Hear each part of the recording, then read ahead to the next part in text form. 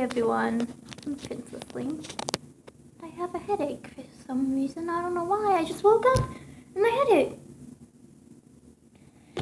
Anyway, we're reading Metal Gear Solid again.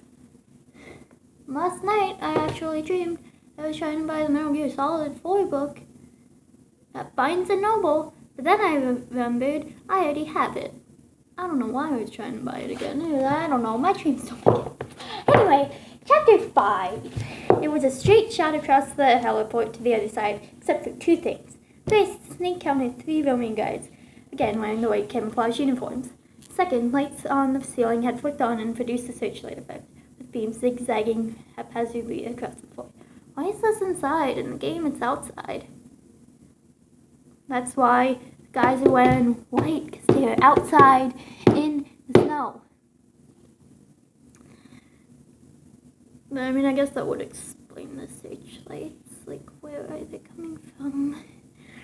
I don't know, it's a video game. It doesn't have to make sense.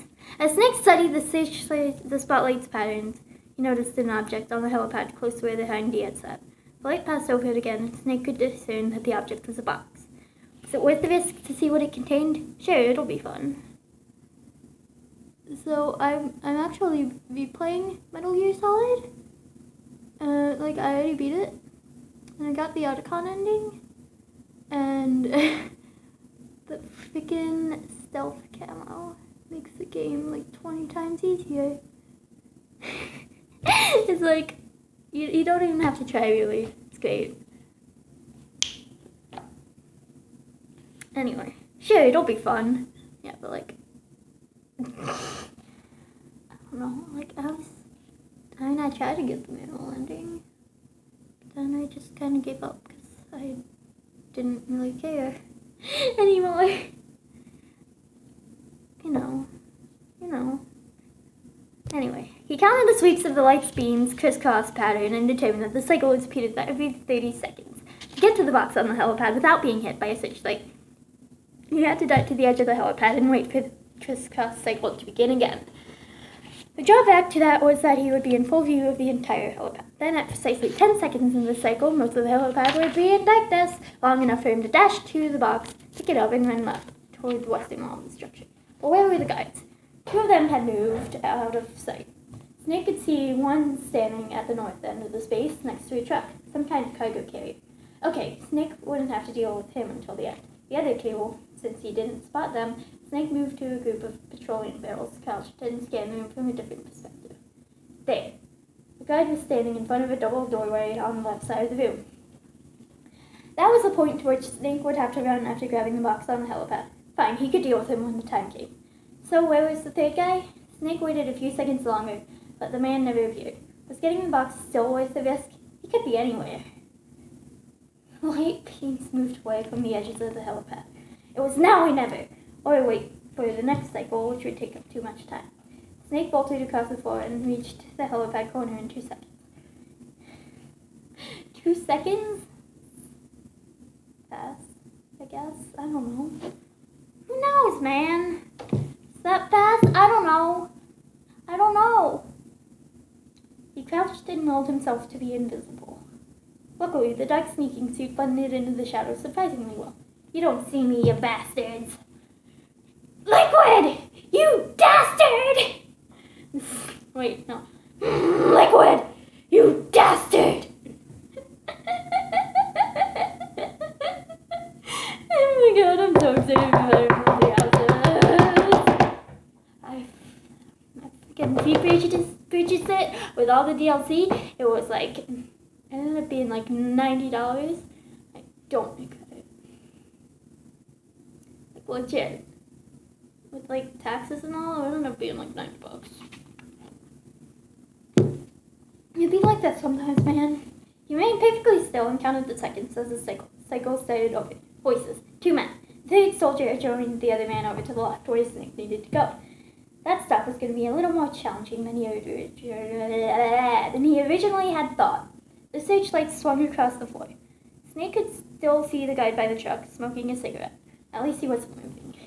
The beams crossed each other and moved away from the center. Snake made his move, sprinted onto the painted H, reached the box, and looked inside. Grenades. 3 shaft grenades. Snake scooped them up, quickly opened his empty pouch, and dropped them in. Time to move. Time to fight, bitch. I don't even like that song. That song sucks. Honestly, I don't like Time to Fight or Mechanical Rhythm. I don't like either of them. That's completely irrelevant. Okay. He ran off the helipad toward the left, where the 2 guards stood directly in his path, some 20 feet away. They were talking and smoking cigarettes, and even though they were facing in his direction, so far they hadn't seen them. Snake picked up his running speed as the men's gazes finally focused on him. They had time only to open their mouths in shock as Snake jumped and collided with them like a bat out of hell. Both soldiers fell backward as Snake's hands locked around their necks, just below the chins. What? With as much force as he could muster, Snake landed on the floor, using the 2 guards' heads as cushions. The cracking sound on the concrete floor meant their conversation was over. Speaking of Snake and bats, Metal Gear Batman are you, bitch?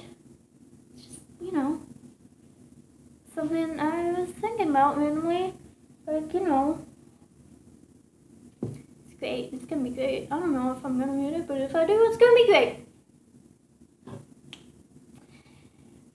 Snake twisted his head and looked north. The guy by the truck is gone. Uh-oh. I mean, I've been playing Arkham Asylum recently. Literally, 10 years late. Well, I was playing it before, but then I got stuck, and I just decided to restart it, because I had no idea what I was supposed to be doing. So yeah, I restarted it.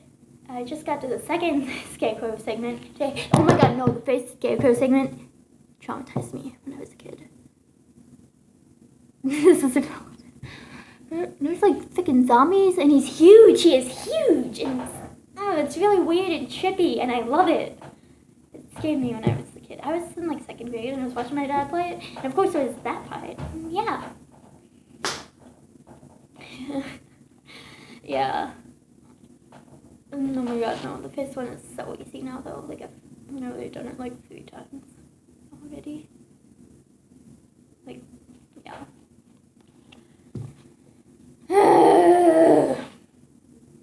Uh-oh. Snake grabbed the 2 soldiers by their fur-lined hoods and dragged them 8 feet to an alcove on the left side of the structure. The open double doors you'd seen earlier apparently led to a storeroom of some kind. That could be worth a peek. A security camera slowly made an arc as it pivoted back and forth across the structure. The entrance. A surveillance camera! David's such a dumbass, and I love him. Time it just right, and he'd have it. Snake watched the camera move across his path. The second it was turned away, he ran forward, dived through the double doors and into the room, performed a body roll, and landed on his feet, his so-called in hand.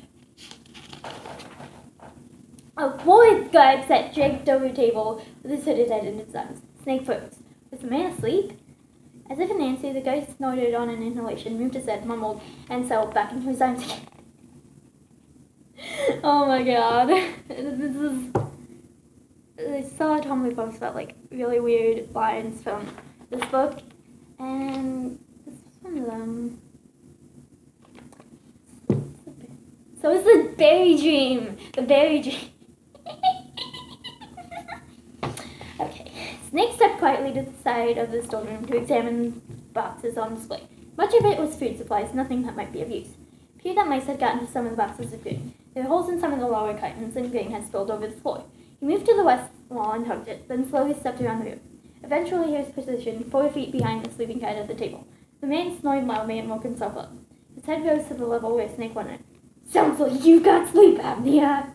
Snake said, better get that checked out. Oh my god. As the guy turned his head to the you had spoken, Snake reached out, grabbed the man's skull through the hood, and twisted out all the food. Sleep apnea. Sounds like you've got sleep apnea. Better get that checked out, bitch. What the frick, Dave? What? It's so weird. I love it. Oh my god. The snap sounded like a slap. Oh, it is 1 letter off. So, Snake gently laid the man back down onto the table and arranged the head and arms as they had been when the guy had been asleep. He then moved to the north side of the storeroom and looked at the shelves. Colonel, I found a pair of thermal goggles. That's not where they're at. Oh my god. Speaking of the thermal goggles, first time I played Metal Gear Solid, I had to restart the entire game because I didn't get the thermal goggles and I could not beat Psycho Mantis without them. It was impossible, basically. It was so annoying. Like, I tried so many times and then I just gave up because I'm pretty sure it's impossible. I mean, according to the internet, it's not impossible, but I couldn't do it. So, yeah. Okay. It was Arm's Model A, reliable and effective heat-sensing stealth equipment. Snake picked them up and put them in the pouch. Hello, Snake. This is Nastasha Maniko. Oh yeah. The nuclear specialist. Hell's City, California. Just fine, except it's night, you know. Dumbass. I'm glad you found the thermal goggles. You know, they work by thermal imaging instead of amplifying light like night vision goggles. I also never got the night vision goggles. So, you know, the dog's fight was pretty high. I did not know where I was going. I did not know where I was supposed to be going. I kept dying, and at one point, I really did not want to try to shoot the guys, but at one point I got really annoyed and tried to, and then I felt really bad, so I died. Like half on purpose.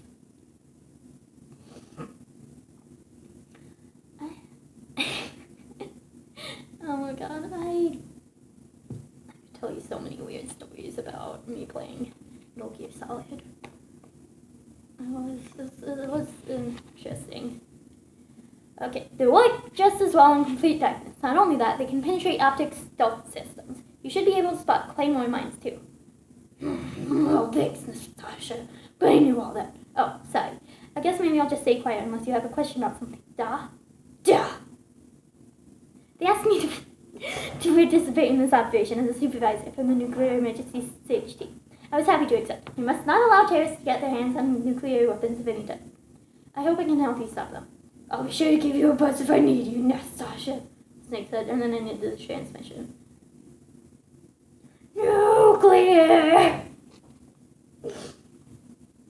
Literally, whenever I see the word nuclear.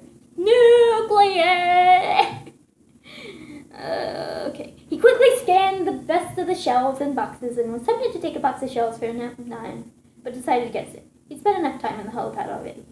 Snake looked out of the storeroom, kept an eye on the surveillance camera, waited for it to turn away from him, and then bolted out and across the floor to a crate.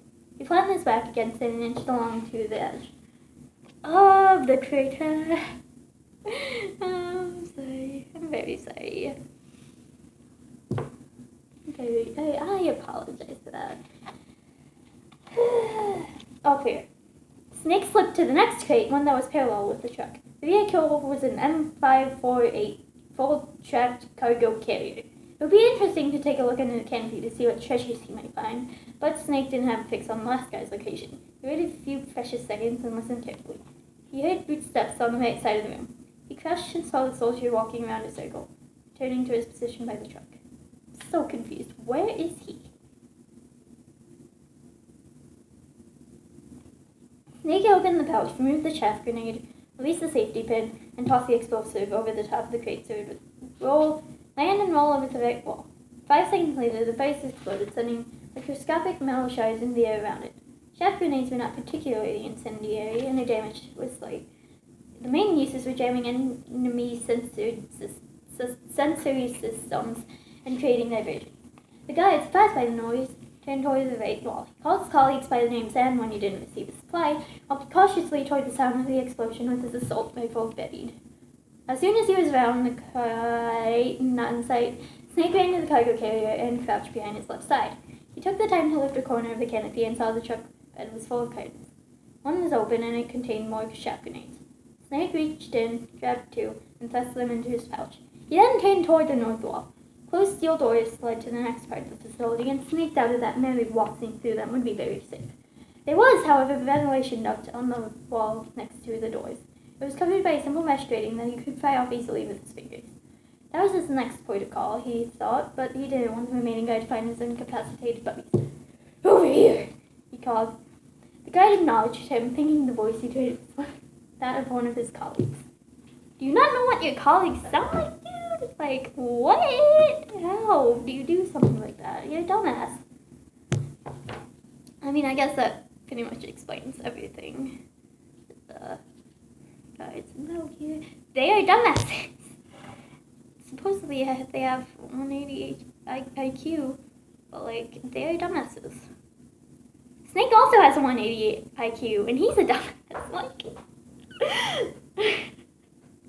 I love him. Okay. Snake heard the sound of the man's boots running towards the truck, so he lay prone and rolled under the truck. The man, confused that no one was there, called the names of his comrades. Snake emerged from under the other side of the truck, stood, and casually crept behind him. This time, Snake reached around the soldier and grabbed the man's assault rifle with both hands. He pulled the weapon laterally into the guard's neck and applied continuous pressure until he went limp. Snake opened the passenger side of the truck and unceremoniously stuffed the body into the seat. He skirted to the grating and pulled it off with his gloved hands. The duct was big enough for him to run inside, but it was a tight fit. For illumination, he flipped on a pen light that was built into his shoulder padding. What? Now it was just a matter of crawling through the channel to its other end. He dragged himself along the claustrophobic metal tunnel, happy to get out of the cold. Even though the heliport was enclosed with a sliding roof, the temperature in the place was almost as low as it was outdoors. Once he was in the facility proper, the central heat would be on. How are you doing, Snake? Campbell asked. Snake didn't reply. There's mouth shut in here, he heard the woman giggle. It's not funny. Snake, Campbell said. If that's the worst of your problems, then you've got it easy. Snake continued to crawl until he reached a grating flat on the floor. He peered through the mesh into what appeared to be a large area for storing heavy equipment. In fact, he could discern the back end and treads of an armored tank. An Abrams, he said. What? Colonel, I've got an Abrams tank in there. That's right, Snake. They have two. Our intelligence reports that you were approaching a hangar for Shadow Moses' armored vehicles, tank parts, and, we think, ammunition. Good to know, Colonel. But the bomb I've got holding. Two guys appeared on the catwalk directly beneath him, maybe 5 feet below the bottom of the duct. Snake caught a bit of the conversation as he walked by. The shaft's clear. They're gonna spray for mice, and said. So what'd you do with them? The diaper guy? Who's moved to the cell in the first floor basement next to the woman. I hear she's feisty. What I wouldn't give to. And then they were gone. Woman, Mel Silverberg, perhaps?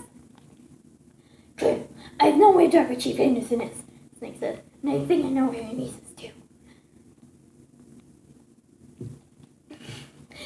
Snake continued the lateral journey through the duct until he came to a juncture going down.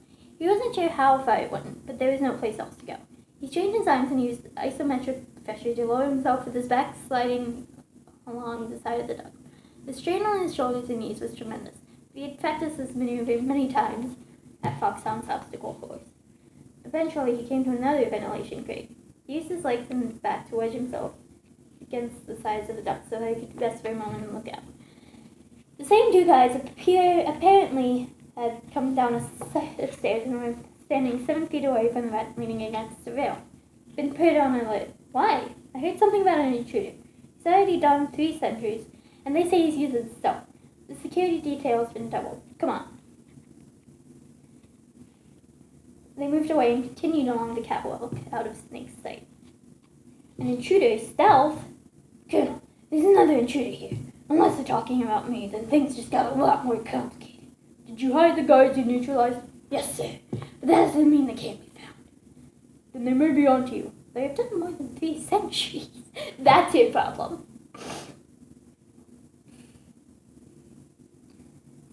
Somehow, Colonel, I don't think so. I think it's somebody else they're talking about. Never mind, I'm going. He lifted his torso off the back of the duct and continued the spider crawl all the way to Blessed Bottom, which finally appeared after several minutes of spine-breaking exertion.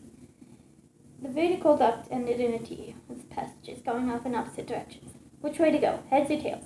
To help answer his question, scratching, scurrying sound grew near. What the? A small herd of found mice skittered in from his left, ran around his feet, and continued into the duct on to his right. When they were gone, Snake muttered, Where's the fire, boys? And figured the rodents knew where they were going. He went in. Right. Snake, we've got you checked very near the hangar, Mei-Ling announced. There should be a vent opening in a few yards. I see it. Snake slowed his crawl and focused on staying silent. It was a safe bet that human beings stood just beyond the grating. They might not take kindly to a stranger crawling out of their head. I'm sorry. Excuse me, there's a man crawling out of your floor?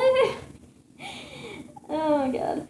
He approached the grating and looked through the dirty mesh. It emptied onto the ground floor of the hangar. Although the place was big enough to house a small airplane, dominating the floor space were the two Abrams tanks. White lights on the ceiling illuminated the hangar well enough that a figure, even one dressed in black, might be spotted darting across the floor. There were no guys in sight, but Snake could hear the two men talking not far away. He wasn't sure if they could see the vent. Nevertheless, he gently snapped the grill out of its sockets, carefully tilted it, and fought it inside the duct. He then dared to poke his head out of the metal shaft.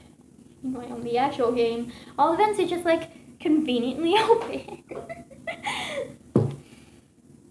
The two guys stood on a second-level catwalk to his right.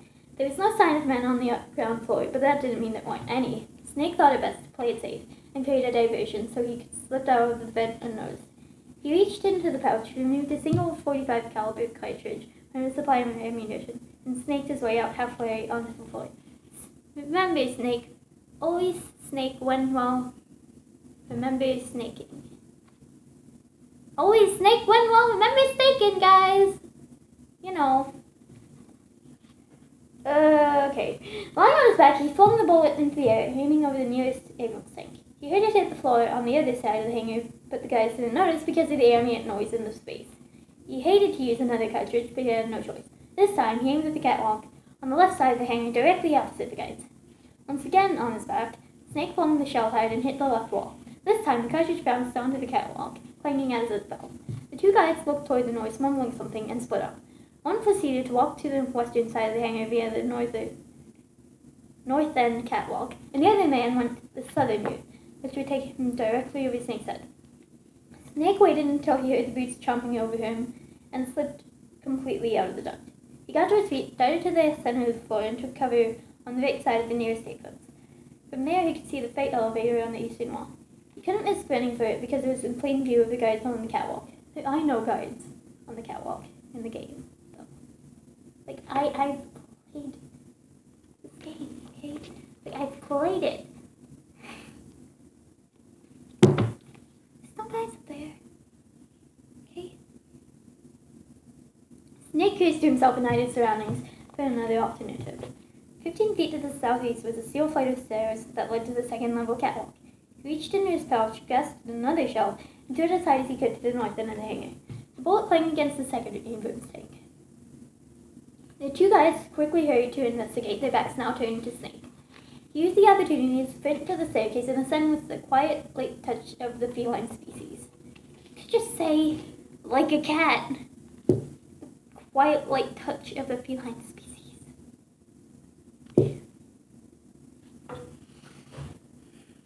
What? Up there, the lighting was less intense. Shadows were Snake's friends, so he faced them one by one as he traveled along the catwalk, until he was crouched on the same side as the guards.